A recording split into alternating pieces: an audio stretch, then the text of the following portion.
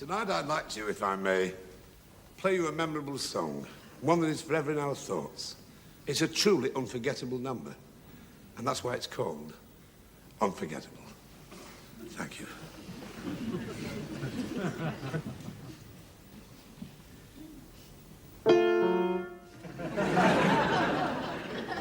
I've forgotten it. Please forgive me if I appeared down in the mouth this evening, but I've just had some bad news. Tomorrow it's the mother-in-law's funeral, and she's cancelled it.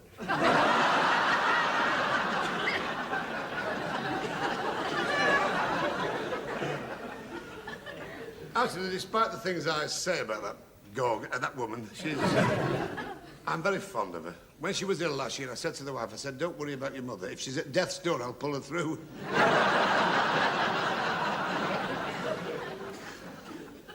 She went for a swim, Loch Ness and the Montserrat, and picketed the lake.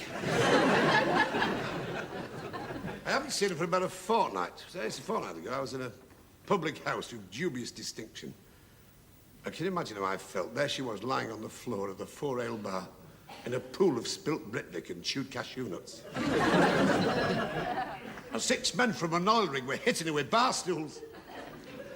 One of my neighbours said, "You've got to help." I said, "No, 6 of them should be enough." The piano's silent key. The enduring legacy of Les Dawson. Les Dawson, the name conjures images of a perpetually mournful face, a comically inept piano player, and a master of the malapropism.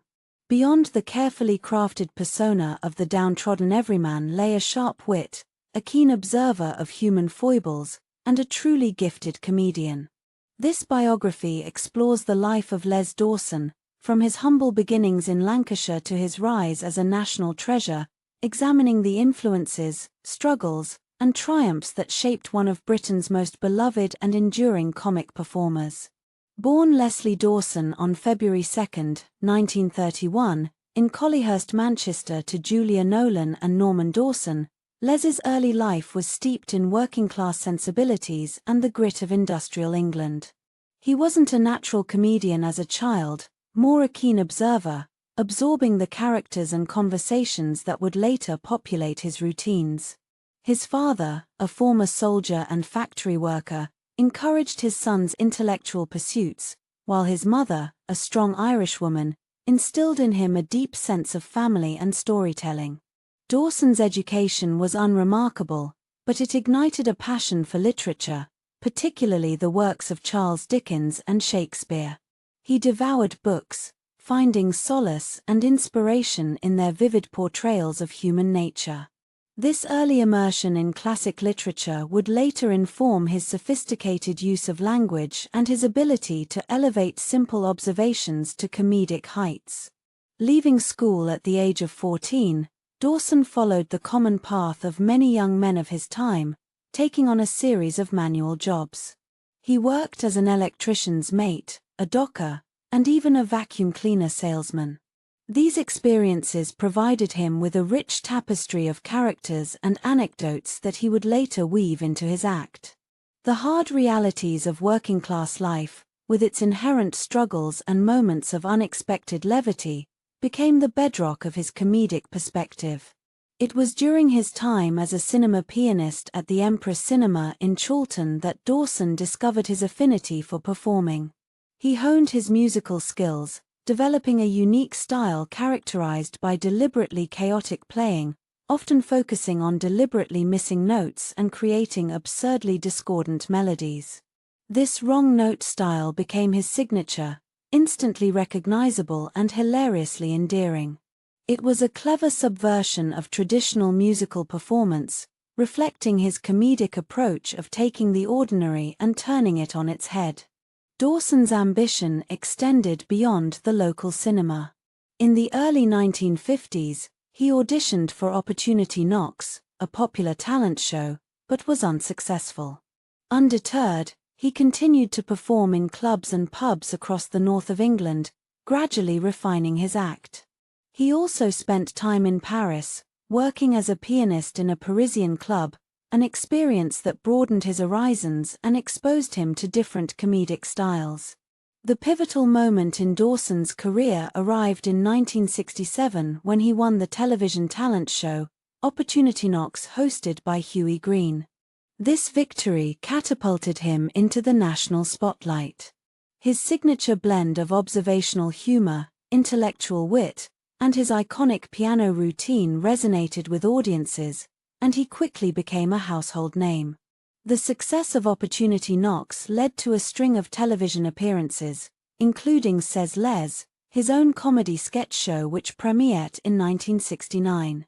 Says Les allowed him to showcase his diverse talents, acting, writing, and performance. The show became a hit, establishing Dawson as a major comedic force on British television. However, it was the Les Dawson Show, which ran from 1978 to 1989, that cemented his legacy. The show became a cornerstone of British comedy, featuring a mix of monologues, sketches, and musical performances.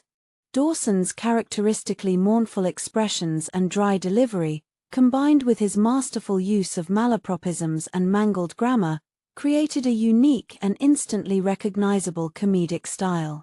One of the most beloved features of the Les Dawson Show was his double act with Roy Barraclough impersonating two gossiping northern housewives, Cissy Braithwaite and Ada Shufflebotham.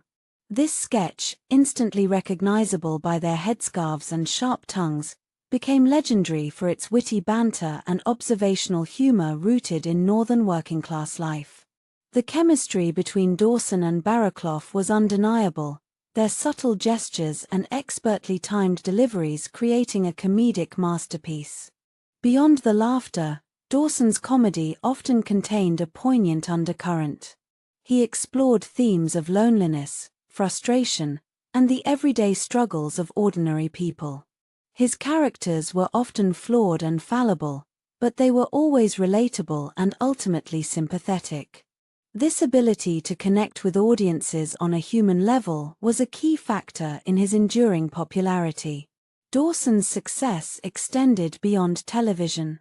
He was a prolific writer, publishing several novels, including A Card for the Clubs and the Amy Pluckett Letters. His writing reflected his comedic sensibilities, but it also revealed a deeper intellectual curiosity and a keen understanding of human psychology. Despite his public persona as a perpetually melancholic comedian, those who knew Dawson described him as a warm, intelligent, and generous man. He was a dedicated family man, devoted to his wife Margaret and his children. He married Margaret in 1960, and they had 3 children together, Julie, Pamela, and Stuart. His later marriage to Tracy Roper, who was significantly younger than him, in 1989, caused a media stir, but it brought him immense happiness. He and Tracy had a daughter, Charlotte, born in 1992. In his later years, Dawson continued to perform and write, but he also struggled with health problems. He was a heavy smoker and suffered from diabetes. In June 1993, while undergoing a routine medical checkup, he suffered a massive heart attack and died at the age of 62. His untimely death shocked the nation, leaving a void in the world of British comedy. Les Dawson's legacy continues to endure. He remains a beloved figure in British popular culture, his catchphrases and characters instantly recognizable to generations of viewers. His comedy, though rooted in a specific time and place, transcends its historical context through its timeless exploration of human foibles and its celebration of the everyday.